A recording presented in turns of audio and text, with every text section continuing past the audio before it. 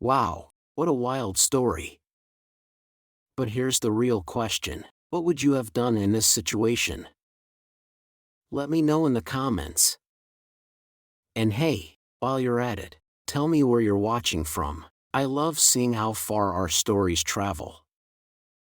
If you enjoyed this one, don't forget to hit that subscribe button and turn on notifications so you don't miss tomorrow's special story. Trust me, it's one you won't want to miss. See you in the next one. I was the family outcast, until I finally had enough.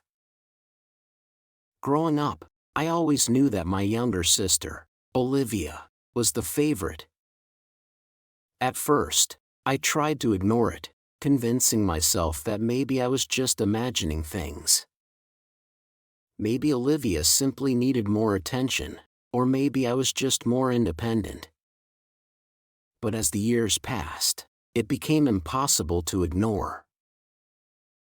Every little thing Olivia did was treated like a monumental achievement.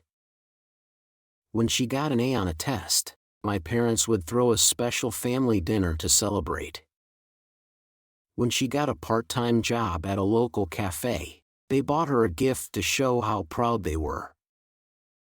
Meanwhile, I had to work twice as hard just to get half the recognition. When I earned a full-ride scholarship to college, something I had worked for years to achieve, they barely reacted. My mom gave me a quick, "That's nice, honey," before turning the conversation back to Olivia's weekend plans. It stung, but I told myself that things would change when I became an adult. I believed that once I achieved real success, my parents would finally see me, finally acknowledge all the effort I had put in. But I was wrong. When I graduated with honors and landed a job in my field right after college, they barely even noticed. There was no celebration, no proud words, not even a simple "good job." I thought, maybe they were just busy, maybe they didn't realize how big of a moment this was for me. But then Olivia got promoted, just 2 months into an entry-level job, and suddenly, it was a huge deal. My parents gathered the entire family for a big dinner at an expensive restaurant, complete with decorations and a banner that read, "Congratulations, Olivia." That was the moment I knew. It wasn't that they were too busy. It wasn't that they didn't realize my achievements were important. It was that, to them, my accomplishments had never really mattered. Olivia was the golden child, and I was just there. The extra. The afterthought. And honestly, I was tired of pretending it didn't hurt. The invitation came out of nowhere. I hadn't heard from my parents in weeks, but suddenly, my mom called me up, her voice unusually cheerful. "We're having a little family celebration this Saturday," she said. "It would mean a lot if you could come." That should have been my first red flag. My parents never invited me to anything unless it had something to do with Olivia. But stupidly, I let myself hope. Maybe this time was different. Maybe they actually wanted me there, not just as an afterthought. So like a fool, I said yes.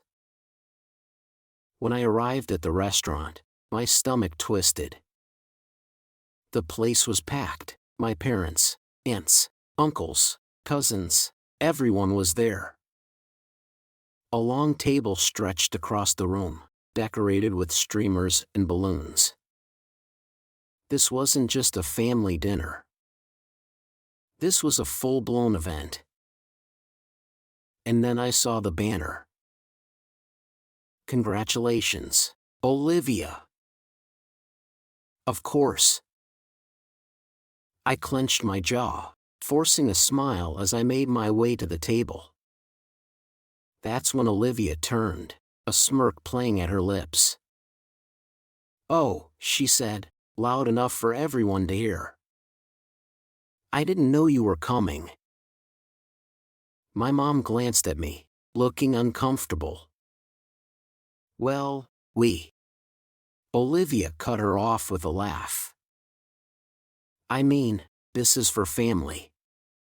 Then she casually gestured toward the packed table, every single seat taken. That's when it hit me. There wasn't a place set for me. I turned to my mom. "There's no seat for me." She shifted in her chair, avoiding my eyes. My dad, as usual, said nothing. "We didn't know if you'd be free," my mom mumbled. Olivia snorted. "Or if you'd even bother to show up. You never come to family stuff." Family stuff. Right. Like all the events they'd conveniently forgotten to invite me to. I swallowed hard, my heart pounding. "So what exactly are we celebrating?" Olivia beamed. "I got promoted." I blinked. "Didn't you just start that job 2 months ago?" "Yeah," she said, flipping her hair, "and now I'm assistant manager." I almost laughed. I had busted my ass to get a degree, worked my way up in my field, and never even got so much as a pat on the back. But Olivia gets a minor promotion after 2 months, and suddenly, she's the second coming of Einstein? I should have been angry. I should have made a scene. But instead, I just nodded. Got it. Then, without another word, I turned and walked out. I didn't even look back. I drove home in silence, gripping the steering wheel so hard my knuckles turned white. I wasn't sure if I was angry or just exhausted. I had done everything right. Worked hard. Built a life for myself. And yet, no matter how much I accomplished, I would always be second place to Olivia. That much was obvious now. But what happened next? That was something I never saw coming. The next morning, there was a knock at my door. I hesitated before answering. I wasn't expecting anyone, and after last night, I wasn't exactly in the mood for surprise visitors. But when I opened it, there they were, my parents. My mom stood in front, wringing her hands, while my dad looked like he'd rather be anywhere else. Before I could say a word, my mom sighed. "We need to talk." I stared at them, fingers tightening around the doorframe. "Talk about what?" My mom sighed dramatically, as if I was the difficult one. "Can we come in?" I crossed my arms. "That depends. What do you need to talk about?" My dad rubbed his temples. "Look, we need a favor." A favor. Now they needed me. I should have slammed the door in their faces right then and there. But curiosity got the better of me, so I stepped aside and let them in. They walked straight to my living room like they owned the place. My mom perched on the couch, smoothing down her shirt like she was preparing for some serious negotiation. My dad remained standing, shifting awkwardly. I leaned against the wall. "All right. What is it?" My mom gave a small, tight smile. "About last night." I arched a brow. So they do feel bad. We need you to cover the bill. I blinked. What? She sighed like I was being slow. The dinner bill. It was a bit higher than we expected. My stomach dropped. Then flipped right into rage. You want me to pay for it? My dad nodded, looking mildly uncomfortable. You have some money lying around, right? I mean, you're doing well for yourself. I let out a sharp, bitter laugh. You're kidding. My mom shook her head, completely serious. Olivia's promotion was a big deal. We wanted to celebrate properly. But the bill ended up being more than we thought. Since you, she gave me a pointed look, didn't contribute in any other way, we figured you could at least help out financially. I actually felt lightheaded. You didn't even save me a seat. And now you want me to pay for it. My mom rolled her eyes. Don't be dramatic. I gestured wildly at them. Oh, I'm sorry. Is this dramatic? Because, as far as I could tell, my parents had just shown up at my door to shake me down for money after pretending I didn't exist the night before. And I wasn't about to let them get away with it. I let out a slow breath, my anger simmering just beneath the surface. Let me get this straight, I said, my voice cold. You didn't invite me properly. You didn't save me a seat. You didn't even bother to call when I left. And now you're here, asking me to pay for the whole thing? My mom crossed her arms. We didn't expect the bill to be that high. I rolled my eyes. Then maybe you should have ordered less. She huffed. Stop being petty. You know we'd do the same for you. I barked out a laugh. That's funny because you haven't. Not once. Not when I was struggling in college and eating instant noodles for weeks. Not when I was barely making rent. Not when I finally landed my first real job and they couldn't even be bothered to acknowledge it. But the moment Olivia wants to celebrate, suddenly, the budget doesn't matter.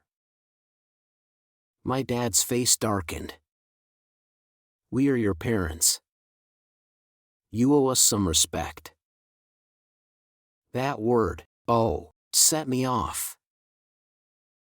I straightened, my voice steady.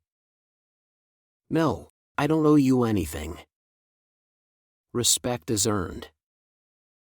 And after last night, you've lost whatever little I had left for you.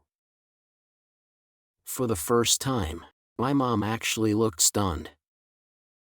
Like it had never once occurred to her that I might say no. Dad let out a frustrated sigh. Fine. If you won't help, we'll have to figure it out ourselves. Yeah, I said coolly. You will. My mom gave me a sharp look. Don't expect us to be there when you need something.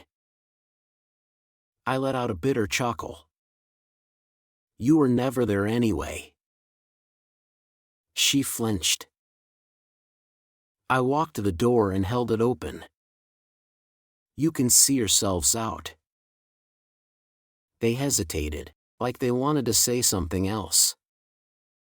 But I just stood there, waiting. Finally, my mom huffed and stormed out, my dad following behind her. I shut the door. Locked it. Then exhaled slowly. But something told me this wasn't over. The next morning, my phone was blowing up. Missed calls. Texts. Notifications piling up like a digital ambush. And then I saw it. A public post from my mother. It pains me to write this, but sometimes as parents, we have to face the heartbreaking truth. My stomach twisted. She hadn't just lied. She had turned me into the villain. I stared at my screen, my blood boiling. My mother hadn't just twisted the truth, she had rewritten the entire story, painting herself as the heartbroken victim and me as the selfish, ungrateful daughter who had abandoned her family over something petty. The comments were already rolling in. "Oh my God, I can't believe she did that to you after everything you've done for her. Some kids just don't appreciate good parents." And, of course, right in the middle of it all, Olivia had chimed in. "She's always been like this. It's just getting worse. I feel so bad for Mom and Dad." I gritted my teeth. Of course, she was eating this up. She had always been the golden child, the one who could do no wrong. And now, with this post, she had proof that I was the problem. My private messages were just as bad. People I hadn't spoken to in years suddenly crawling out of the woodwork to judge me. "Wow, I didn't expect this from you. That's so cold. You should be ashamed."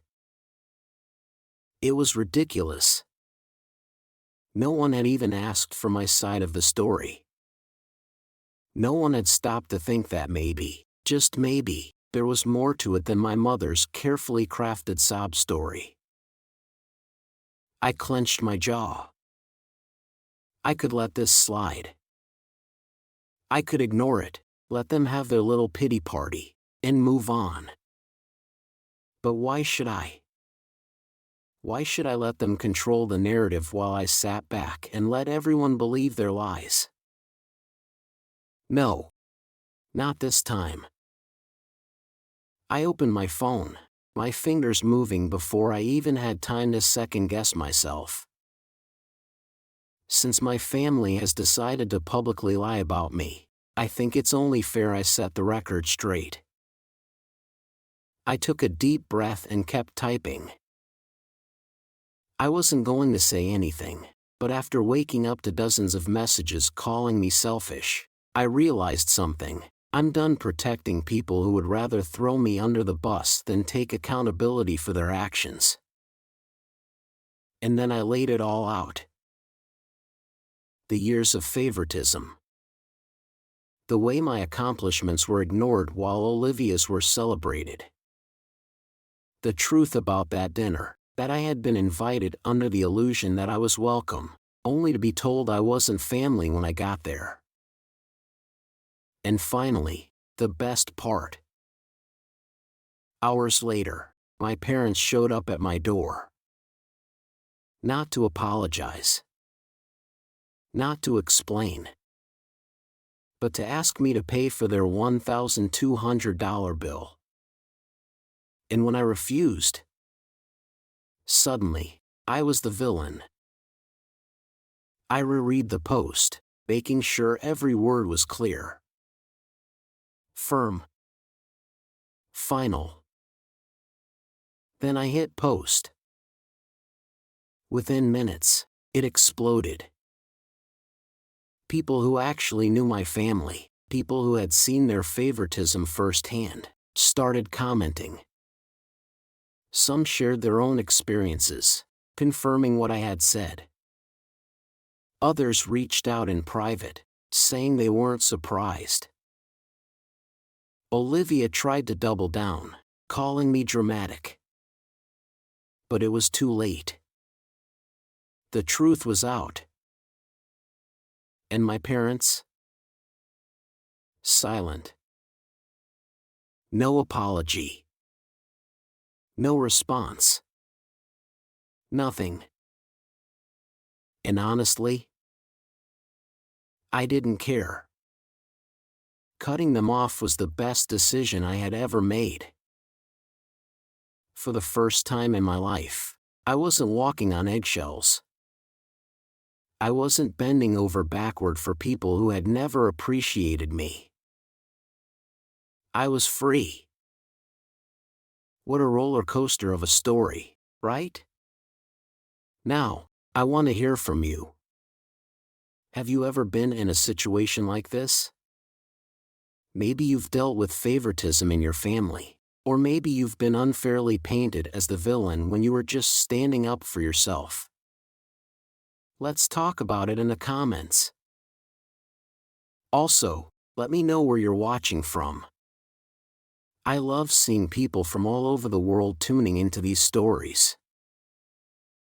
And hey, if you enjoyed this one, don't forget to hit that like button and subscribe so you don't miss out on tomorrow's episode. It's going to be another wild ride. Trust me, you won't want to miss it. Plus, turn on notifications so you're the first to know when the next story drops. Who knows? It might even be crazier than this one. So, drop a comment below, let's get this conversation started, and I'll see you in the next one.